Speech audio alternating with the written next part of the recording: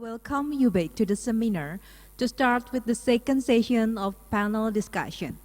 This session will cover the topic of the role of Islamic finance in sustainable development growth global perspective and will be chaired by Mr. Ahmad Fayed Jibali from Islamic Development Bank.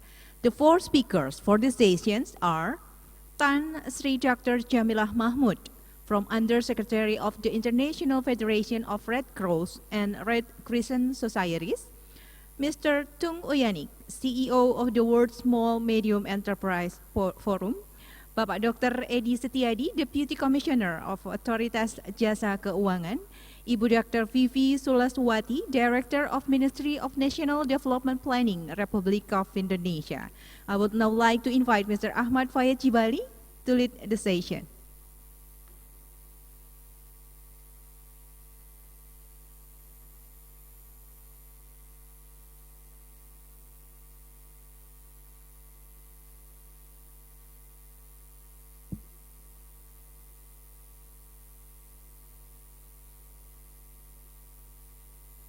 Ladies and gentlemen, kindly be informed that Ibu Dr. Vivi Sulaswati from this moment replaced with Bapak Pungki from Ministry of National Development Planning, Republic of Indonesia.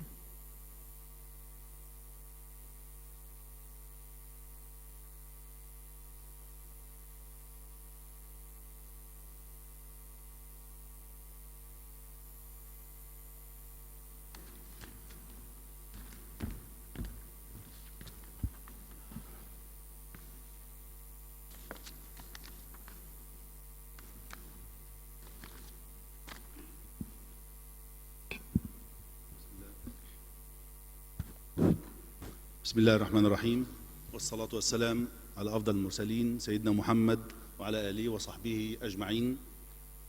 I'm honored to be given this opportunity to moderate this session today alongside with the very distinguished guest.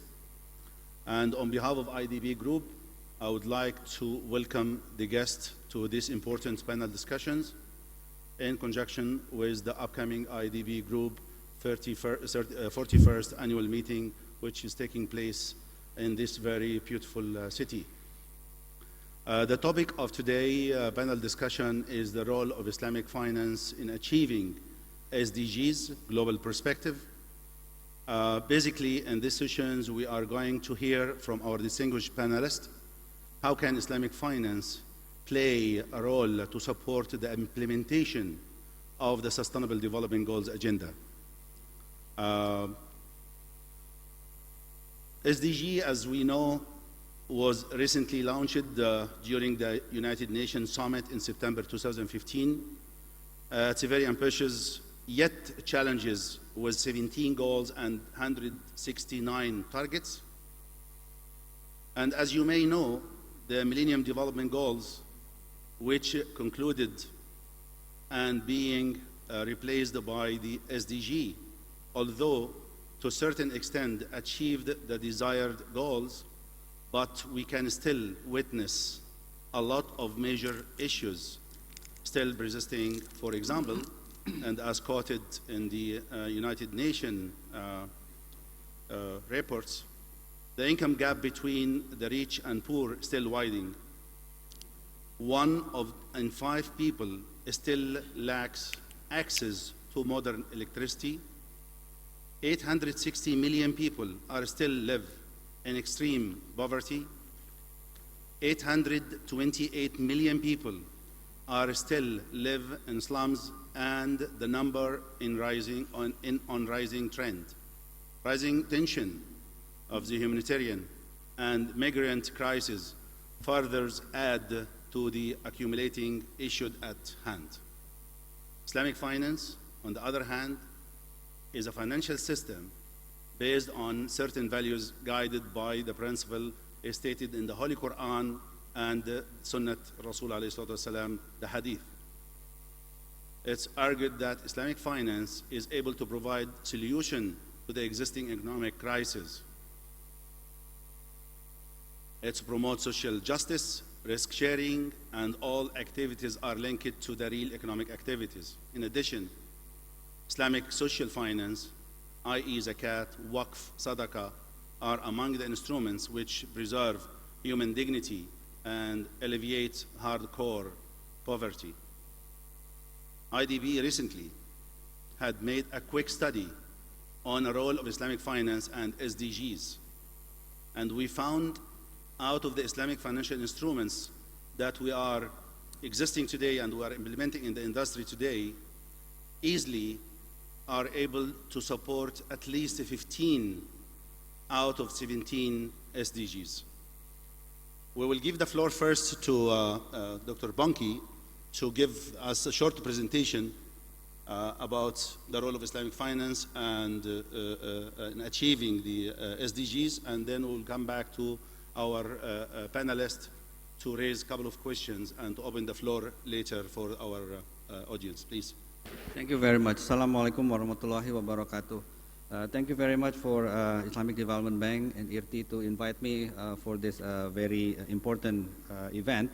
Actually, what I would like to say that actually, if I can, we can go to the presentation, is that Islamic finance is very important in supporting the government agendas on SDGs because it has a very huge potential. In Indonesia, for example, if you go to the next slide, please, we just decided to establish just like the National Committee on Sharia Financial System.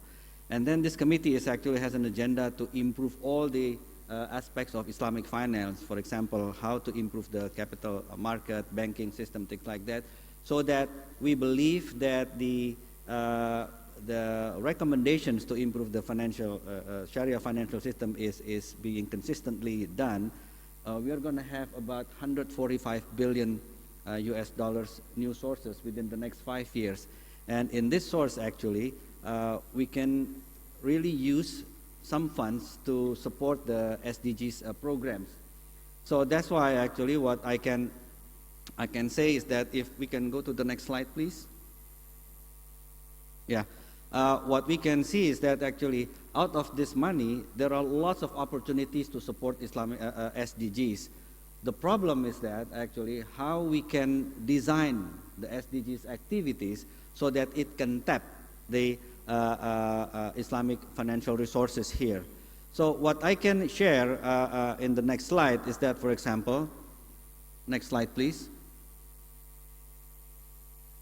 What I can share is that actually banking and capital market is actually some tools of financing development. So either it is a conventional or Sharia market, is that it's actually to players, this is actually the same. Now, commercial values are actually identical to market operational values. So whether private entities are working on food projects, for example, or housing development projects, things like that, it is actually based on its commercial purposes. So what we would like to see is that actually how we can see Islamic financial sources is identical to conventional financial sources in terms of financial resources. Of course, the way we manage it, the way we use it is going to be different because we have different values according to these resources. So what I would like to share with you is that how the strategies that we have been doing so far is how we can make the market work for the poor.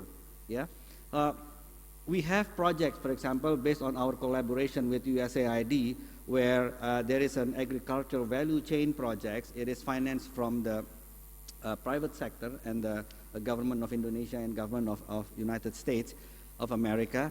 And then we see that actually the example is in the coffee plantation. Yeah.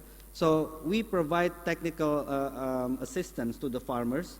We let them grow the coffee with the best agricultural practice available in the world. It is an organic one.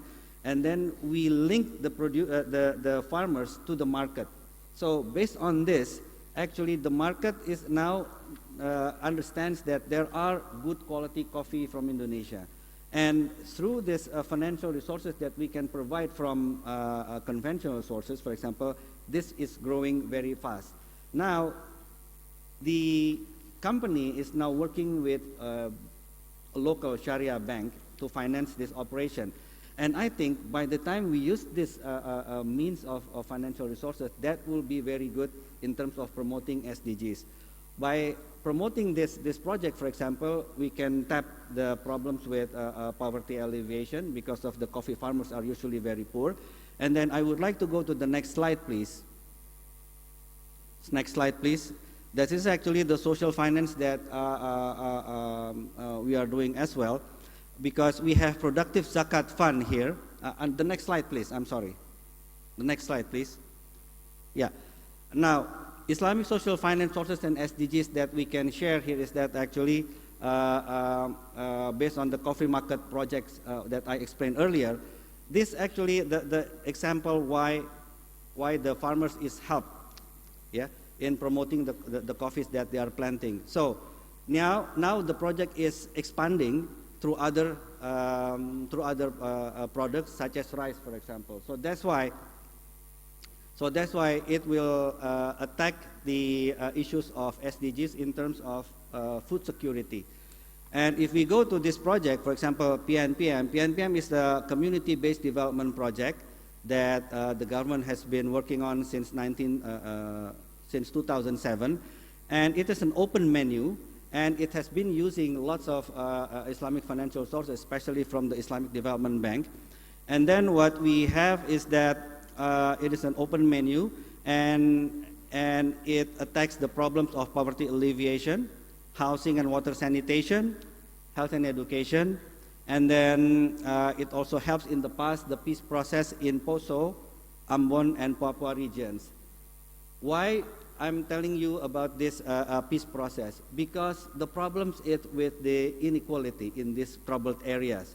So we use this approach, the community-driven development approach, to these troubled areas, and then through local economic activities, we really develop how the local people are now more engaged in the issues of poverty problems. Now, PNPM principles being applied in Iraq and Afghanistan, and the issues that I can share with you based on our more than 9 years experience of these community-driven development projects, we attack SDGs issues in no poverty, for example, zero hunger, decent work and economic growth, affordable and clean energy, peace and justice, partnership for the goals, health and education, water sanitation, and energy and gender equality. Now, how Islamic financial sources play in this project? First, from government sukuk. We raise project-based sukuk, and then Islamic Development Bank also give us loans for this, and then we also use private sector's funds. That is from their zakat, that is from their charity. So these are the three resources of combined resources that we can use to finance this project. So this is only an example how Indonesia is doing with the Islamic financial resources to promote the SDG goals. Thank you. Thank you very much. Just to share with our audience and our panelists, when we are talking about sustainable development, what does it mean in details a little bit? It's an integration between the economic development, social inclusion, and environmental sustainability. The development goals itself, considering the present and the future needs. So from our distinguished panelists here, if you can share with us your views when we are talking about the SDG 2030, which consists of 17 goals and 169 targets. This seems to be very challenging. What's your expectation about the role of Islamic finance that can be played achieving the SDG? In general, we'll not go in details. We can start with Dr. Jamila. Thank you very much. Assalamu alaikum wa rahmatullahi wa barakatuh. Let me start by thanking IDB for inviting me today for this very interesting session I think the simple and short answer is yes. Islamic social finance or Islamic finance can play a very important role in actually addressing some of the aspirations of the SDGs, particularly if you look at the ones that are targeting reduction in poverty, goals 1 and 2, very straightforward, goal 10 on equality and goal 16. But I think broadly, if we look at the SDGs, it's really the 5 Ps: people, planet, prosperity, peace, and partnership. So for me, it's not a question of whether Islamic finance is able to do that, because I think the time has come for it to play that role. But I think I was really impressed by your presentation is you really hit on the critical issues, on the issue of transparency, governance, real, clear frameworks on how you then engage at a global level. And the other thing, of course, is really a better advocacy and understanding of what it actually means to use Islamic finance in the context of SDGs. But I just add one more thing. You can't have sustainable development without actually addressing some of the crisis drivers that will actually erode your development goals. So we're actually living in a very difficult time right now where we have the highest, increasing rates of conflict and non-peace in the world, and against an ambitious goal of actually wanting to have sustainable development. So I think Islamic finance actually has the properties. It is a right instrument to address those 5 Ps, but more than that, it has the moral and social validity to actually play a very important role. So I'd love to expand on that later. Dr. Tonji, if you can share with us your views, especially the global financial system facing a lot of challenges since 2008 and since the crisis, and still I think we are suffering and facing a lot of challenges. So how can Islamic finance complement the efforts given to support the SDGs in the future? Let me answer the question in 2 phases, because I think there are 2 aspects of it. Of course, one is related to the financial sector crisis and the importance of Islamic finance, and that could play also in addressing many of the issues raised by the crisis, during the crisis. As Ishrat mentioned already, some of those issues that clearly relate to Islamic finance's advantages over conventional finance. But before going there, I think one thing that I want to raise is very important, because when we talk about the SDGs, they are very high level, very big goals. Everyone agrees with those goals. It's even in the Quran, as Mr. Muhammad Ali mentioned this morning. So, they are there, and there is a lot many people are trying to do. But when you look at the root causes of these issues, it is basically related to how to create a better world and how to address the development issues, the food security, etc., through what? One major problem to me is the issue of unemployment, which ties into also the terrorist activities all over the world, because if a person is unemployed, then they have no future, no hope, then they become radicalized. On the other hand, if you are in a situation where you are not able to find a job, then what do? Who helps you? And these are the things that has not so far in a very holistic way in the discussion about the SDGs. And coming from where I'm coming from, which is the World SME Forum, I think one of the main answers to job creation is related to supporting the SMEs development. I can talk about it later because I want to answer your question now. But this is something to put also in the context which we need to discuss further. Now, regarding the crisis, when you go back to 2007, when this all started in the United States, The reasons for the crisis were basically related to excessive borrowing in the real estate market, and then the development of structured products which are not based on real assets, and the expansion of these products in such a way that everything, all the junk, could be then covered under those products. And thirdly, they were not properly regulated and supervised. As a result of that, this spread to the Europe, and then to other parts of the world in the form of lower demand and an impact on the real sector, which is very negative because the demand goes down. Where do they sell their products? Islamic finance has not been principles of Islamic finance. One is risk sharing. Second is you have to have a real asset to back your lending or investment.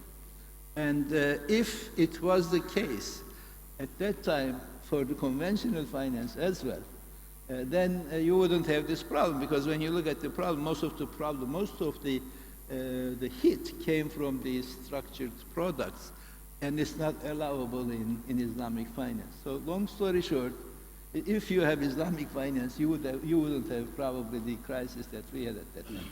Thank you. Thank you very much. Going to Mr. Edie, as we know, Islamic finance in the last 40 years has been dominated by mainstream finance, i.e. banking, capital markets, and driving the economy itself. As we can see today, the position of the Islamic finance, which is by design, 80% remain with the Islamic banks. All the players in these segments are mainly motivated by commercial values. Based on the Indonesian experience in Islamic social finance and financial inclusion, do you think that these two areas can be further developed and take a lead to address the SDG, which is the same question has been, or same given in the presentation of Dr. Bonki. So can you share with us from your experience and Indonesian experience, please? Thank you. Okay, thank you. First of all, thank you for inviting me to be a panelist in this IDB seminar. So actually, if we would like to know about is there any role of the Islamic finance, to achieve the SDGs goal, we have to think about two aspects. Yeah. As you know that mostly, if you're talking about for instance, that the poverty. Okay, about the poverty, there are two aspects how to deal with the poverty, how to alleviate the poverty. The first is education, and the second thing is about the availability of capital. Yeah. So maybe two aspects should be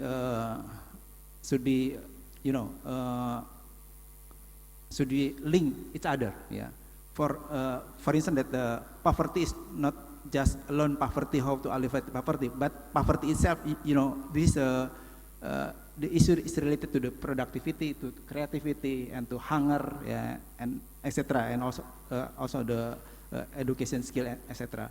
So in this education, for instance, that if we're talking about the education, it's not just the formal education, but also the training skill, yeah, how to increase the capability to run the business, etc. But the skill itself is not enough. Yeah, if you can also find another sources how to make realize that their business is gonna be operate. So the other factor is the availability of the capital. In this case, I have three proposals for that. Yeah, the first is with regard to financing. Yeah, financial inclusion is not just like to providing money to the people to support their business, but also the second thing is about how to accumulate the wealth. Yeah, accumulate the wealth, meaning that the poor peoples, although they're poor, but they're still creative. They still increase the income, etc. So we have to also in our policy, we create like product how to develop the saving habits of the people. Yeah, we introduce a kind of like insurance, micro insurance, and also through the pawn shop, etc. Yeah, they try to use their own property to be used as a financing their activities. And the last thing is about the how to educate the people they know about the risks of the business. Yeah. So we introduce kind of the insurance, yeah, to them, how they can use, for instance, that their livestock, yeah, and we make like a certificate for the livestock, and the livestock, the certificate can be used as a collateral, quote unquote, to the bank or to the financial company, and they will issue credit or issue financing, yeah, to them. Yeah. So at least three aspects, yeah. If we say about the how to reduce to elevate the poverty, the first is how to financing, and the second how to accumulate the wealth, and the third thing is about the risk management aspect. Yeah. Thank you. Facing the reality today, and since the SDG has been launched in last September 2015, and the needs of a global finance every year equal to $1 trillion to support implementing the SDG. And as a size of the Islamic finance industry today, standing at 2 trillion, industry by design, as we can say.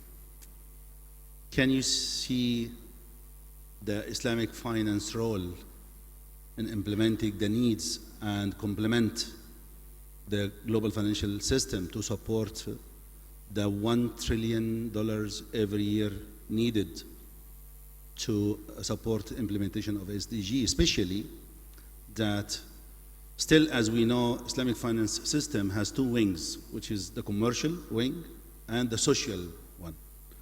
And we didn't see yet that Islamic finance in the last 40 years that active and has a real impact that we can measure in the area of social finance. Yes, we have good example. Yes, we have good models, but it's not yet. Especially, we are living in countries having the highest poverty rate in the world. So, if Dr. Tanj can share with us your views on that. Well, you know, as you said, the needs are big for achieving the SDGs, because $1 trillion is a lot of money. And I don't think that all of it is anyway expected from the Islamic finance industry. The issue is that I think, first of all, we need to understand where we are on the Islamic finance industry ourselves, because then we can, if we understand ourselves clearly, then we can talk about what we can do for others. What are our needs first? Because Islamic finance, although it improved a lot during the past years, I don't call myself an expert. I'm unfortunately not at that level yet, but I've been involved in Islamic finance for almost 15 years now. When I was in the World Bank, we created the Istanbul Center, etc. But still, I'm a modest follower of Islamic finance. But what I have seen as an issue is that the problems that we were discussing 15 years ago in Islamic finance are not solved yet, to be very frank, okay? So I think we need still to come together, and I have said this before many times, I feel bad about it, repeating myself, and have a coordinated approach in addressing some of the issues that Islamic finance has been facing and will be facing tomorrow if we don't address them. One of them is related to, for example, the standardization issue. You know, every part of the, geographically speaking, of the world has a different interpretation and implementation of Islamic finance. There is no standards, and that's a major issue, because one product good here is not a good product in other place. Now, we're talking about financing SDGs. Let's assume we issue a sukuk in one part of the world to support one SDG, which would be very useful. Then one jurisdiction says, no, no, no, this is haram. What do you do now? You know, so I think that these are the things that, first of all, we need to first put some order in our house. Then, yes, we have enormous potential within the Islamic finance industry because funding is there, okay? As you suggested, and which is very correct, most of the countries who need improvement identified in SDGs are the countries who are Islamist mostly, unfortunately, I should say. Inclusiveness is an issue in our countries again.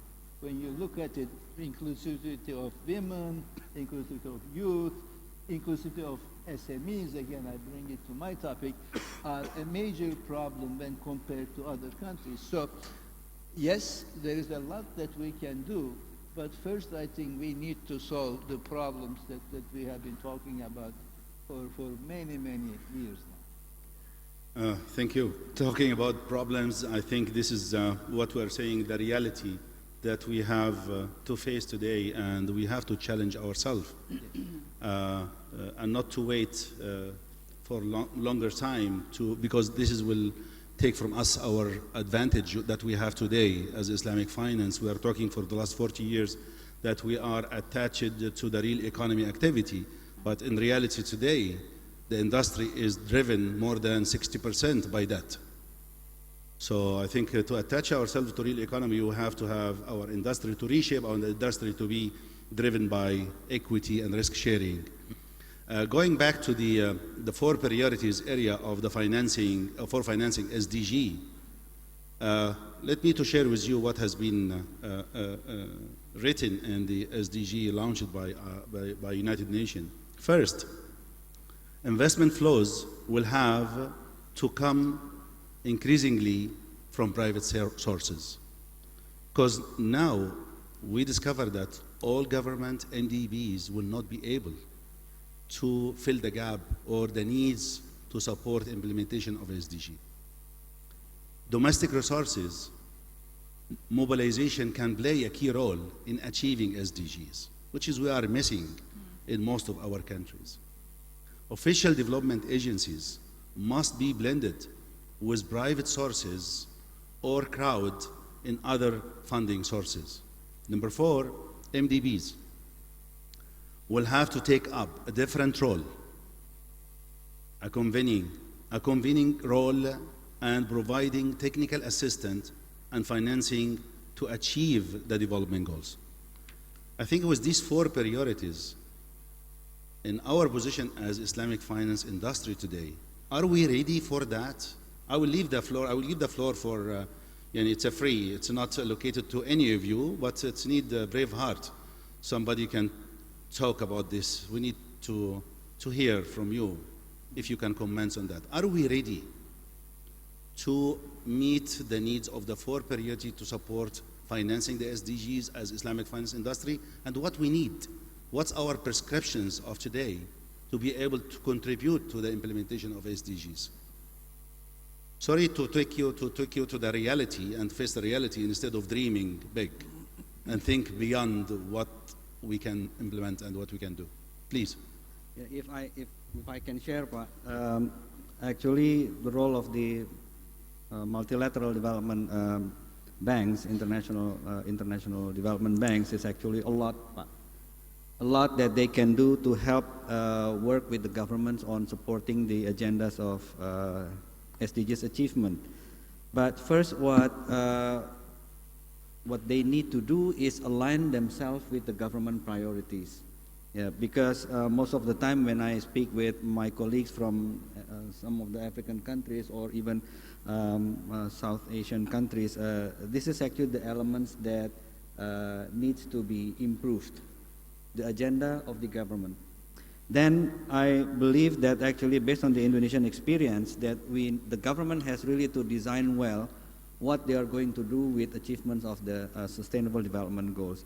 Here actually the MDBs would be able to play, again as you said, providing technical assistance, not only in SDG planning, but how we deliver the project into a good practice according to international standards. The second thing is that through the triangular cooperation, South-South cooperation, if you may want to say that, this is actually what I just explained earlier with our project on community-driven development project. I think Dr. Salvas Alpai, your chief economist, informed me 5-6 years ago that the model has been replicated in more than 21 countries. So it is now not surprising if the model is being applied in Afghanistan and in Iraq. But the issue is that through this triangular cooperation that actually we can share, we can give them what is not to do and what is to be done to make the program a success. The third one is that actually technical training on how you manage and design the SDG projects itself. And then the fourth one is that to make the Islamic Sharia financial institutions work, then you really need to work on that infrastructure. Because most of the time, okay, we have zakat program, but it is not integrated. It is not well organized. The governance is the big issue. So while there is an agenda on the SDGs one, but we should also work on the financial infrastructure as well. I think that's what I think we should go forward from now. Thank you. Dr. Jamila. Yeah, I just want to really, reinforce what you said about the establishment of standards. I think for the longest time in the field of Islamic, especially particularly in the social arena of finance, we have no real evidence that is clear to us on a global level on the power and the potential. We know the potential, but we don't have the evidence and the data. So I think once we actually have a standardization of how we look at the different elements of social finance, it helps us. The second thing is I'm an incurable optimist. I'm going to just be myself, that I see everything as half full. I mean, 20, 30 years ago, we wouldn't be having this conversation, that we would even look at an instrument like Islamic finance as something that would actually address some of the global issues that we have right now. Yes, the market share of Islamic finance is not a massive one. It's 2 billion out of, I think it's 8 billion currently, but it's significant. Yes, 31 out of 33 conflicts in the world are in the OIC countries. So there's a real potential for Islamic finance to play the role. Now, how can we actually bring it to a level that people actually want to invest in Islamic finance? And I think this is where innovation has to take place. I think if I can give a couple of examples. One is, I've used this so many times, of the vaccination programs for children, where the Gavi Alliance together with IFFI, with World Bank, established a sukuk, which was a $500 million sukuk, was 1.4 times oversubscribed, and second issuance of 200 million. Now, this was the first time, basically the world sort of took a step back, and I was in the UN at the time, and saying, gosh, this instrument actually does work, and you can actually get people to invest in it. Now, 75% of the investment was from the Middle East. How do we make Islamic finance actually attractive to the wider audience, so that you can actually take it to scale? Now, the other element, if I can give another example, is actually on education. Now, we know that we will have a lost generation in Syria if we don't start looking at education. Gordon Brown will be launching his education fund and a few other major initiatives to look at education.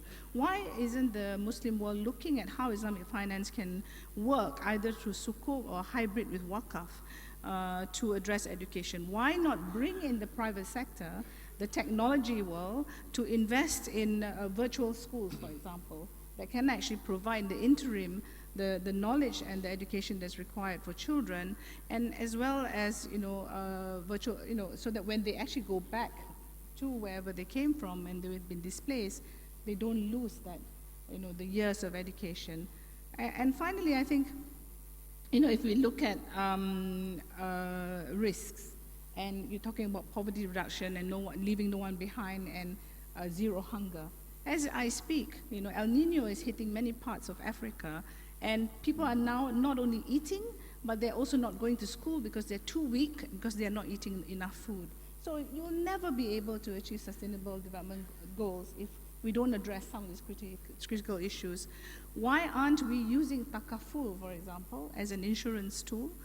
To look at risk insurance, taking the examples of Swiss Re or Zurich or Munich Re, on how can you turn an Islamic tool like insurance and maybe link that to either zakat or wakaf that can then be applied to countries that have these risks. And risks are now known. They're not sudden. There's enough knowledge and science and that can actually tell us when these risks will be happening. So I think having a much more anticipatory, innovative approach to Islamic financial tools and linking it with the commercial world, I think will help it a lot to address some of these issues. What you are mentioning here is very interesting because you describe the body of the Ummah or Islamic finance industry, that it's a very weak and have a lot of pains everywhere. Educations, human rights, healthcare, many things you are talking. So how come to have a body with all these pains? And we are talking about shared prosperity and contributing to the implementation of the SDGs. Can you share with us, Dr. Tanj, you are always, make me, feel happy always with your smile, and you are too much optimistic. So I'm sorry to bring that question to you, but I would like to hear from you as an, from your views, how we can take us to that ourselves to that level, that we can contribute and be an effective in implementing the SDGs in the coming 15 years. Thank you, first of all, for your kind compliment. I am an optimist, but I'm also a realist. And you touched a lot of very sore points in your description. I think we should be realistic. What we can do is first of all limited to what our abilities are. So be it education, be it job creation, be it issues related to security, etc., are limited to our ability. If we want to address these issues, then first of all, we should take stock of where we are. And we should also have a holistic approach in these things. The main problem is, if we go by government, then political ambitions come into play. Political priorities come into play and they go above SDGs, or they become pick and choose and where to show the political benefits so that they can be re-elected, etc. I can talk like this because I have no political ambitions. So, but that's one problem, I think, that needs to be addressed globally, which cannot be, because human nature is as such that you cannot change this. So what do we do then? Then we should take it, I think, one level up. And we should address this issue in a more global way, where Islamic finance is obviously a part of this whole equation. Now, during the discussions with the G20 and B20, which is now supposed to be the body who is taking over most of these important issues, we were involved together with Ibrahim Bey here last year during the G20 Turkish leadership, as well as we are also involved this year as the World SME Forum with the Chinese leadership. Am I very much satisfied with the discussions with the bodies, political bodies, both in G20 and B20? It is not where I want it to be. However, what is good about these fora, for example, is that there is the opportunity to raise the issues that we are discussing here with those political bodies which represent 80% of the powers in the world, be it the population, be it the economic growth, etc. And they are the ones, if we can push them to the point that can help us to push our agenda together with us. So And last year again, thanks to our government, we pushed Islamic finance into the G20 agenda the first time in its history.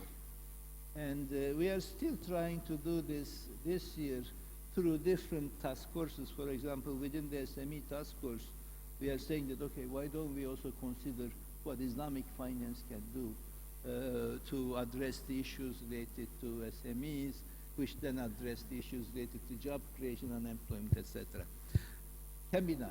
So my proposal would be to be more organized as the Islamic community and to be more focused in the direction. One thing that I don't see happening throughout the years that I was involved is that Islamic finance community or Islamic community at large is a bit closed and inward-looking.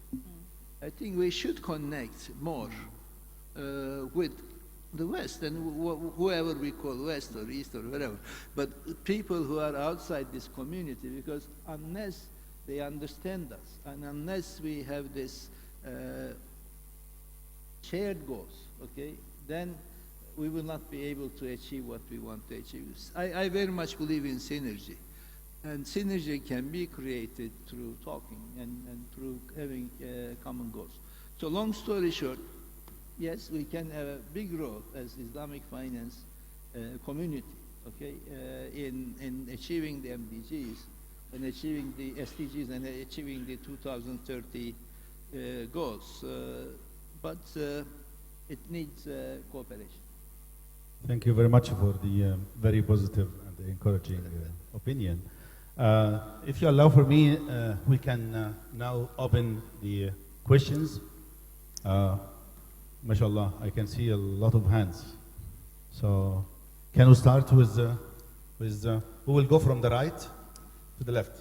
So, can we start with our sister here?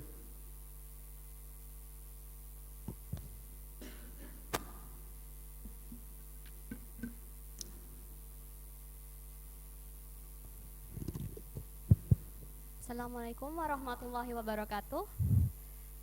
I want to ask, do you think increasing Islamic financial literacy through educational system, formally or informally, can help increase Islamic finance role to achieve SDGs? This can be done, for example, like having partnership, like giving education of Islamic finance through in the mosque. Like Your name, and to whom you address the question, please. I asked to all of the panelists, but there is one Choose is one. actually, oh, okay. Maybe Mr. Punki. Yeah. Please. I cannot hear that. Can't hear. Can you repeat the question again because it's not clear for us? The sound is. Can you put the microphone close to your? Okay. You can. Do you think increasing Islamic financial literacy through educational system, formally or informally, can help increase Islamic finance role to achieve SDGs, like having partnership with the mosque, or for example, like starting from junior high school or senior high school, we can introduce Islamic economics to them, and by the time they graduate, they can have this option where to, for example, borrow the money, have this financing, etc. Thank you. Good question. Thank you. Dr. Jamila, we'll start with Dr. Jamila, please. I think that's a really good and important question. Absolutely, I agree with that. Financial literacy in all forms should be introduced to students. I think this is something that is quite lacking in many educational systems. So I think early introduction, early sensitization through the education system, both formal and informal, is important. I think that's a straightforward yes for me. Is Dr. Bonki? Oh, yes, I agree with what you just mentioned. But I would like to add also that maybe it is also better to think about the family, especially for the people in the rural areas. So what we are trying to promote is that how we can provide financial inclusion training or whatever literacy program, financial literacy program, to families, starting with the women and the children in the family, how they use the household finances to support SDGs, not give the money to the children for whatever snacks, whatever unnecessary things that we always see every day in our life. This is very important because one day a city banker from Singapore told me that actually I know Indonesian poor farmers live from debt to debt, from season to season. The reason is most of the time, for example, because of the financial illiteracy. One of the problem is providing snacks to the children. They don't know how to use their additional income for productive investment, for example. So this kind of things is good. Of course, in addition to what you just mentioned, providing education to students at the school from the very early stage up to the higher level. Thank you very much. Please, Mr. Yes, Eding. thank you. This I agree with the proposal because you know that in our program actually, as you know that the OJK have to function. I mean to twin objective, yeah, not only prudential aspect but also the education aspect. In that aspect, we really want to encourage the the industry, yeah, like the banking or the insurance company, is not only dealing with the customer or the debtor just because of the commercial motive. So we attract them also to educate people. So we encourage them to educate people to know that the line of business and other product.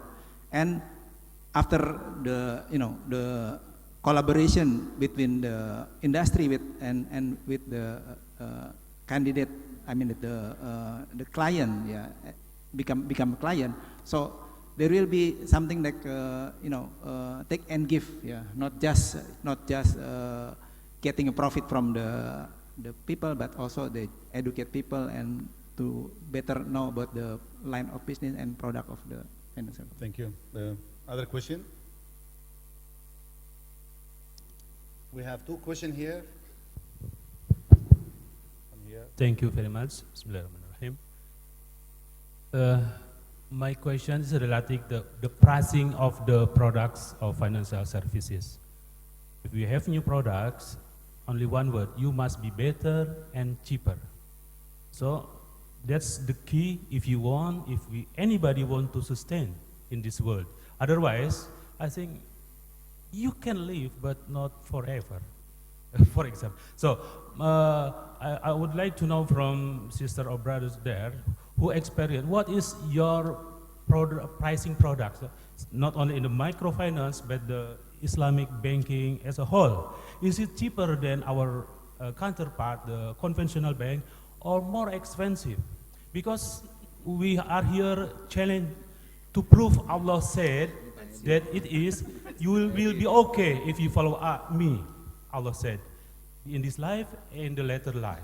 If you cannot prove that, or you follow the capitalist mindset, I don't think Islamic will be, because the money is everywhere. If you do not follow the capitalist market ways of thinking. Thank you. It's a very emotional questions.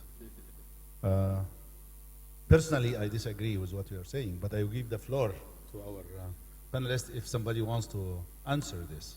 Yes, if we discuss about the pricing, maybe you have to know about the economic of scale of the Islamic finance. Yeah, if the economic of scale is still low, so how can create? I mean, they create the lower price. That's why I think like we attract them to merge among banking, for instance, and among insurance company to get certain scale of the economic, so they can provide, the cheaper cost for that. And also the government right now try to lower down the interest rate, yeah, by maybe for the first time just put subsidize for the interest rate for the availability of money to subsidize to the not only to the conventional but also to Sharia banking also. But at the end, maybe the Sharia also have to provide the lower rate of cost, something like that, yeah. Because if the massive for lowering down the interest rate in the country. So the Sharia business also will follow it. Yeah, I think that's my. I think our problem that we are judging an industry which is more than 99% of the characteristic of the industry today is commercially driven. So we cannot apply what's supposed to be on the social part to the commercial part. What we have to say here, if we're talking from commercial driven aspects, we have to be at service oriented and to provide good service to the clients and our segment that we are targeting. If you want to talk about the cost of funding, Card Hasan, the Zakat contribution, the Awqaf, which is can have a social return, commercial return, and also support restoring the dignity of human beings or Muslims. I think we have to concentrate more on developing the social finance part, which is we are in a bad needs for the last 40 years. We are in a bad need, and this will be our key challenges in the coming future, years. We will go to another questions here. There is another question. Yes, please. The microphone, please. Yeah.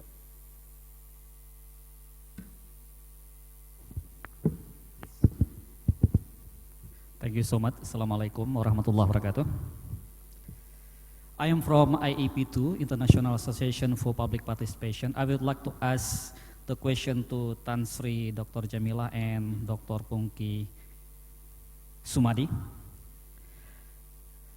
First, I would like to know, just curious, yes, some information from you, the panelists, especially maybe from your countries. As we know that 15 years ago, yeah, since 2000, we had MDGs, Millennium Development Goals. Do you have some good best practice to share with us, especially in poverty reduction? This first. Based on this condition, or based on this best practice, we can move forward. What is the target of your countries and also maybe IDBs to achieve the SDGs? So far, many people talking about SDGs, Sustainable Development Goals, with ambitious targets. Yeah, you know, we have 17 goals of SDGs. It's not easy. It's not the small goal. It's a big goal. I think it's a good idea if you have, if you convey to us the good target and also the specific target. For example, IDB and also Islamic development country, Islamic countries, I mean, have the specific goals. For example, maybe Malaysia, yeah, Islamic banking would like to contribute for 20% of poverty reduction. Indonesia also like that. Islamic banking would like to contribute to 30% in poverty reduction, nutrition improvement, something like that. Thank you very much. That's more focused and more clear than you are talking about the ambitious goals. I'm just curious. Thank you. Tell us. Thank you. Thank you. Before giving the floor to our distinguished panelist, just to answer your question about IDB and the contribution, we can, inshallah, we can publish and share with you the 10 years strategy for IDB group. We was able to map our mission priorities within our 10 years strategy, including all our strategic initiatives and the strategic objectives to the SDGs, the 17 SDGs. Honestly speaking, we know how we are going to implement it in the coming 10 years towards 15 out of the 17. And the reason that SDG number 12 and 16, it's more attached to the developed country more than the developing country. It's a very high level of achievement. I will give the floor to Chansri Dr. Jamila and also Dr. Ponji to answer as per the question. Mr. Moderator, could you please give me what is the highlight of the question, because I couldn't hear it clearly. Okay. He's asking about how we can Islamic finance, or an example, is comparing between the Millennium Development Goals and if they achieved what's supposed to achieve, and the ambitious giving to the SDG, if we are behind what's supposed to be achieved in the Millennium. So they are talking about something in reality, what we can do and how we can contribute to that. Well, I'll try to answer you, but I'm not a financial person. Neither have I lived in my country for more than 7 years, but I will try. I'm still Malaysian. I think for the MDGs, I think we can be proud as Malaysians that we actually managed to achieve almost all the, in fact, all the SDGs, except for MDGs. And particularly, if I can highlight a couple of things, is the poverty reduction and also maternal mortality, which Malaysia has one of the lowest maternal mortality in the world. And that's partly because of policies that target, primary health care, provision of health care to all, education, and so forth. Now, whether or not these were directly implicated by Islamic finance, I have no idea, so I can't answer you on that. But I'm going to come back to the second part, because I sense a sense of cynicism in your question. Of course there are ambitious goals. If they're not ambitious goals, then why have goals?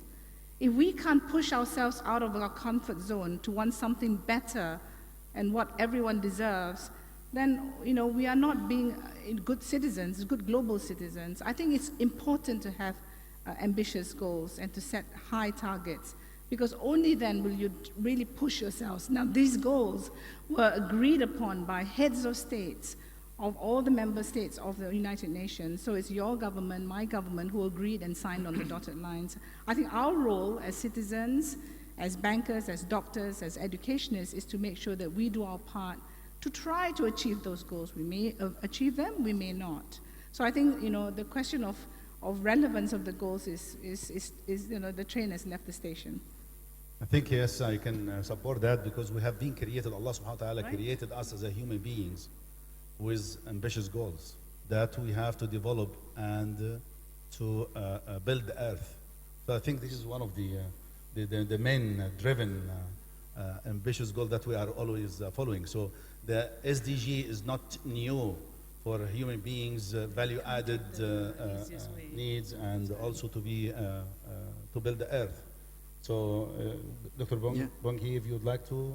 Yeah, I think from MDG's experience, I'm more on the development business. I'm not a financial expert here. But from the MDG goals, actually, Indonesia achieved most of them, more than 95%. I think 4 or 5 goals that we can admit, for example, the maternal mortality, pneumonia, or things like that, also malaria also. So that's in the past. But in the future, what I see the potential that we can do is actually working harder, especially on the private sectors with the non-government organizations to hand in hand working with the government on how we can improve delivery of the SDG programs or projects that we can do. So by doing so, for example, this is an example of what we are now trying to do is from the Sharia Wakaf Fund land. In Gatot Subroto area, about 15 minutes from here, there is a huge mixed-use real estate building being constructed on Wakaf land. It was, for example, used for mosque, if I'm not mistaken. So the developer is now trying to build the constructive high-rise, mixed-use high-rise building, and the land value has increased more than 50 times.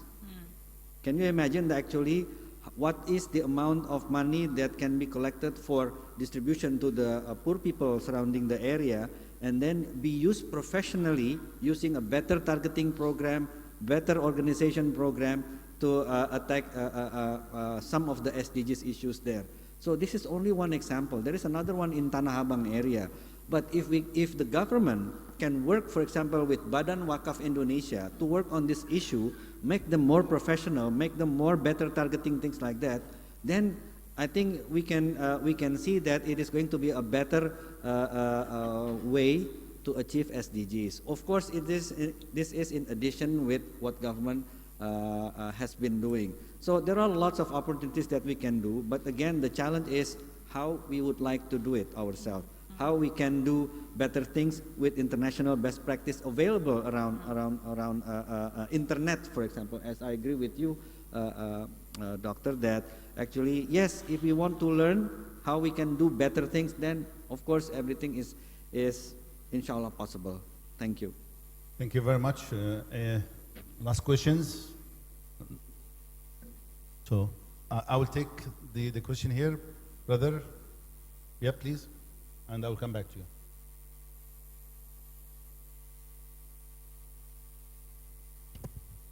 Bismillahirrahmanirrahim. First of all, thank you very much to all the panelists for a very articulative session today. So I try to make down into the context of our topic today, which is role of Islamic financing in achieving SDGs. Okay, I can see 2 points here. One is Islamic financing. So when we talk about Islamic financing, I think we got to focus on two components, whereby Islamic finance, which are very quite sophisticated right now, especially in Malaysia, Indonesia, and Middle East. And secondly, on the Islamic social finance, which is still at early stage, which we really focus on. So these are two components we need to have integration, so that at the end of the day, we can see we can achieve to SDGs. Because when we look at the SDGs, we are focusing on not really on Islamic finance, but I would think it's more on Islamic social finance. So they got to come together, to integrate in some ways, to cooperate each other, so that we can not far from the SDGs. Because as we rightly heard in this room, SDGs, the mission and vision is very, very, very high, and probably we need to have our own tool to come to that level. So my question, one, I have 2 questions, moderator, if you don't mind. My first question... Depend on the question and the answer needed. Very short. Yeah. Very short question. My first question, what is the right stakeholders for this initiative? Because we need to think about the integration between Islamic finance and Islamic social finance. It's not that easy, I know, because as far as Islamic finance, we already have our dedicated regulators, which is Central Bank, and also Security Commission, for example. But for Islamic social finance, I think I hardly find one for that. First. Second, do you think we need to intervene for the SDGs? Because we need to think about something very, very, very focused in this, because we need to have something thinking framework for our Islamic finance per se, because we have Maqasid Sharia perspective. So probably we need to think about this thinking framework in the middle, so that we can intervene in the middle, so that we can see this Maqasid Sharia as a tool to achieve the higher level of SDGs. Thank you. Thank you. We will take the other questions, and then we will close the final questions here, please. Because we are running out of time, and we want to conclude and close the session, if you don't mind. Please. Thank you very much. Bismillahirrahmanirrahim. Assalamualaikum warahmatullahi wabarakatuh. I am Zainul Barnur, Vice Chairman of Indonesian National Board of Zakat. Thanks a lot for all presents given by the presenters just now. I just want to quote what has been written here, that the major areas of contribution of Islamic finance is to enhance financial inclusion and share prosperity. As a matter of fact, and we have been discussing that a lot, that up to the present moment, the financial institutions in OIC countries have not been really achieved their role to alleviate poverty, mainly in the OIC countries. Yesterday afternoon or morning and today, the presenters have been really discussing and telling us about the power, the potential of zakat and wakaf. My question is, will it be the burden of each country to collect Waqf and Zakat in the country? And would it not be also the function of IDB to take a role to increase the collection of Zakat and Waqf in each country? To the best of my knowledge, please correct me if I'm wrong, IDB has what you call International Awqaf Funds, which is chaired by our brother Dr. Adil Sharif, and you have also AFIF. But what do IDB does so far is to finance any project through Waqf funds that collected by IDB, but to the best of my knowledge again, that IDB has not been really enforcing or advising all OIC country to really increase the collection of Zakat and Waqf in each of the country. Just recently, the National Board of Zakat of Indonesia has signed an MOU with IDB, what we call as the pilot project of Zakat contribution to the economic community development. My question is, or my appeal to IDB, why did IDB just try to collect the Zakat and Waqf and to use it to any country, but no, not to make or to establish a unit in IDB to assist all of the country of OIC to develop and to increase the Zakat and Waqf collection? IDB has made a good survey back to 10 years ago that the potential of Zakat of Indonesians Muslim people not less than 21 billion US dollars. But we cannot really achieve that amount of Zakat, and we just achieve it less than 2% of it. So what I would like to ask IDB in this case, that for you then, not only to make or to run an organization like that Zakat and Waqf passively, just to collect it and then to distribute it, but instead you try then to increase your role to Very all clear, of us. very clear. Thank you very much. It's great questions, and we have, inshallah, a great answer on it. I will give the floor first to our distinguished panelist, and then I will close, because it looks like the whole question is for IDB, so I will take the role to answer. So, democracy, I will give first the room for our panelist, and I have a long answer for you, so we can stay with together. Please, any Dr. Well, I think, first of all, I really like your question. I just wanted to say it's really important, because I think Zakat is underutilized, or rather we don't know. This is the problem with Zakat, we don't know, because not all countries have institutions that collect Zakat. And I'm very much for an independent international Zakat organization that actually, really can be a facilitator, can be a capacity developer, can be a convener, and really have a transparent way of, committing Zakat to the most needy. So I really like your question, so I hope IDB gives you a good answer. I just want to touch on what you said, Saudara Yusri. I think Islamic social finance is the one we need to really focus our attention on to develop.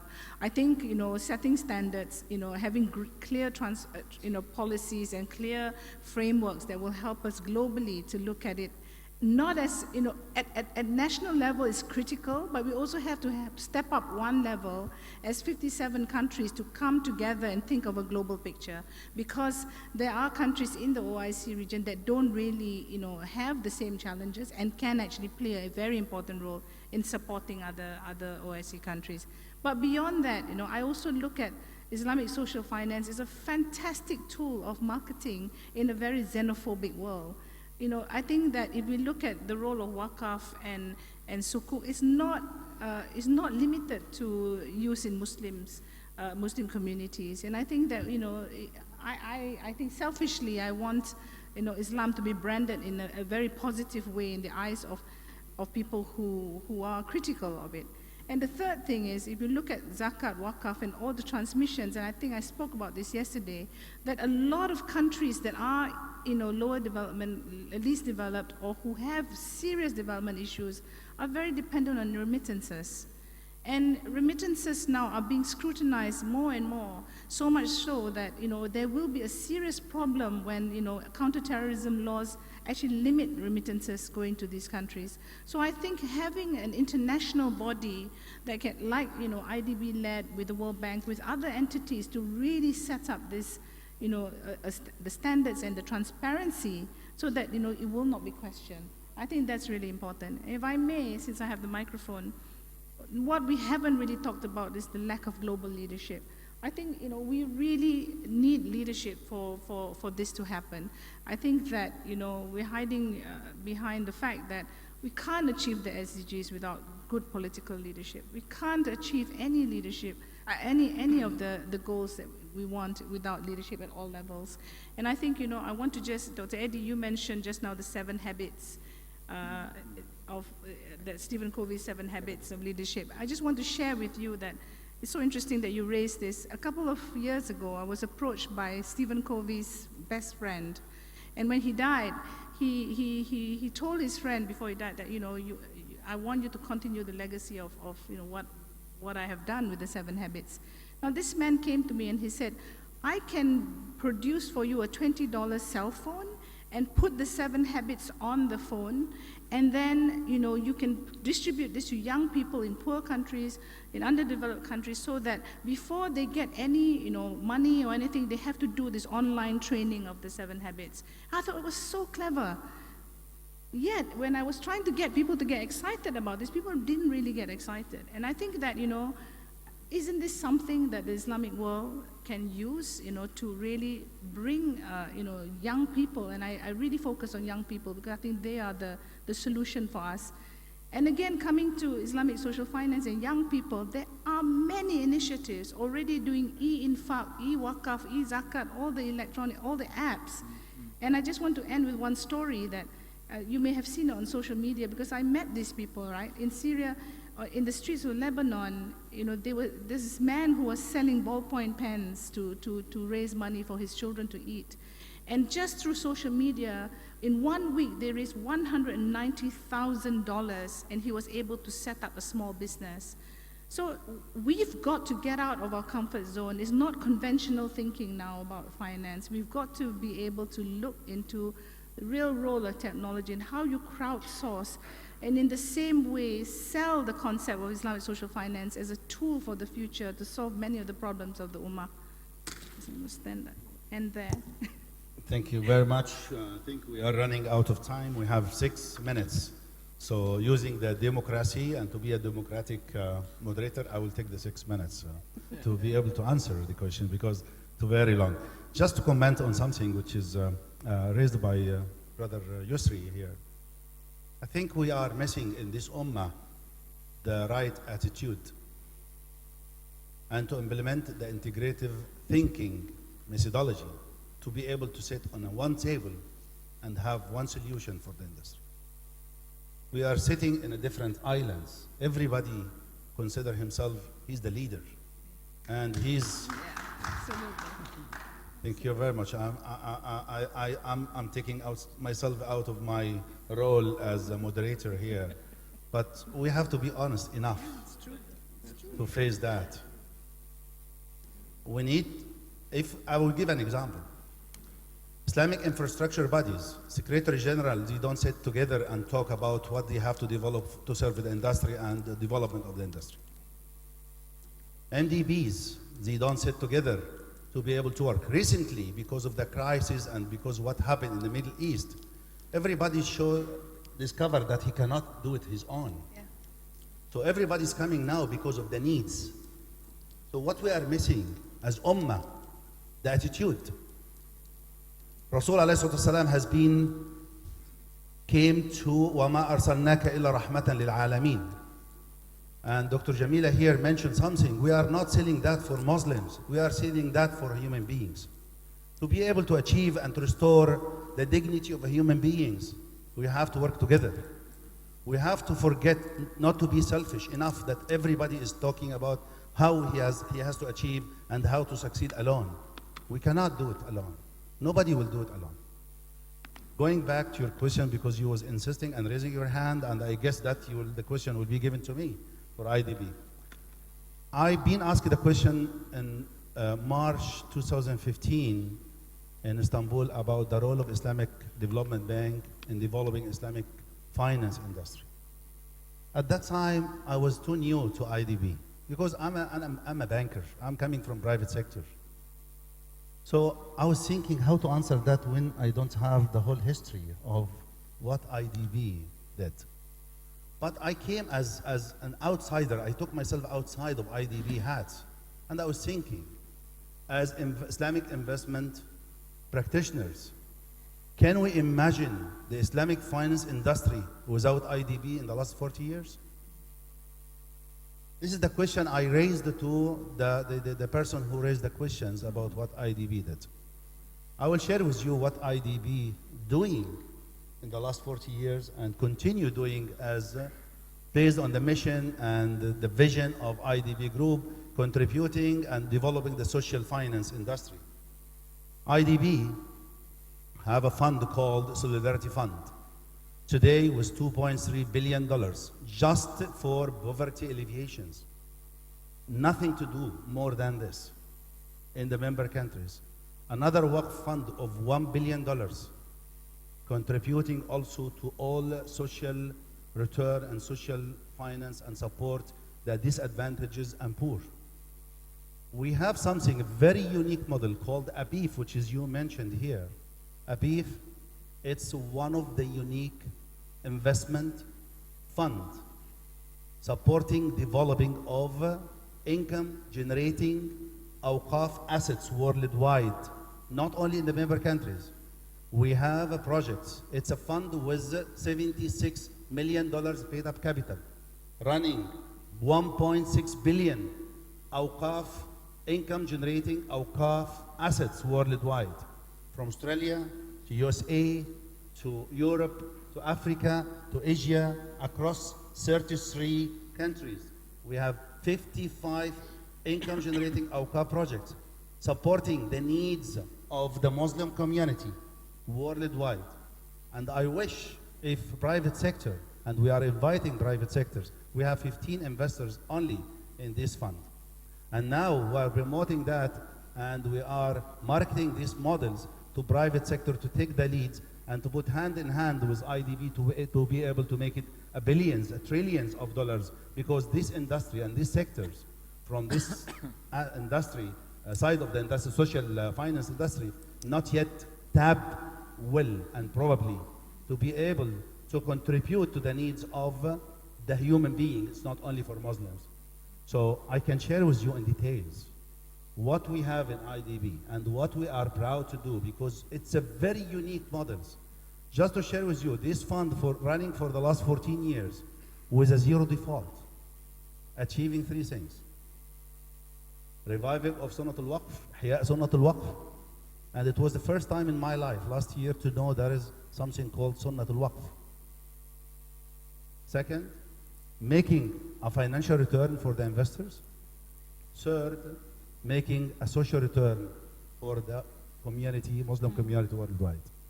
We are very proud to share with you our experience in IDB, and we want to confirm with and to assure you that IDB, in their vision and their mission in the last 40 years and continue till end of the life, inshallah, will continue contributing to the social finance and the social return and ensuring contributing and help to restore the dignity of the human beings, not only the Muslims. Thank you very much, and we appreciate your patience, and thank you very much for distinguished panelists. It was very, very interesting to hear from you and to share your experience with us. And thank you, and forgive us for missing any questions. And thank you very much. Assalamu alaikum wa rahmatullahi wa barakatuh. Thank you, Mr. Ahmad Fayed Jibali. Honorable speakers, distinguished guests, ladies and gentlemen, this ends of today's agenda. On behalf of the organizing committee, we would like to thank to all participants for attending the seminar and share your valuable contribution. We would like to apologize for any inconvenience arising from this event. Closing today's agenda, we would like to invite all participants to enjoy lunch. May I inform you that lunch is served in dining area at Hall A. Again, in Hall A. On that note, please enjoy your lunch and allow me to bid you all a good day. Thank you. Wassalamualaikum warahmatullahi wabarakatuh.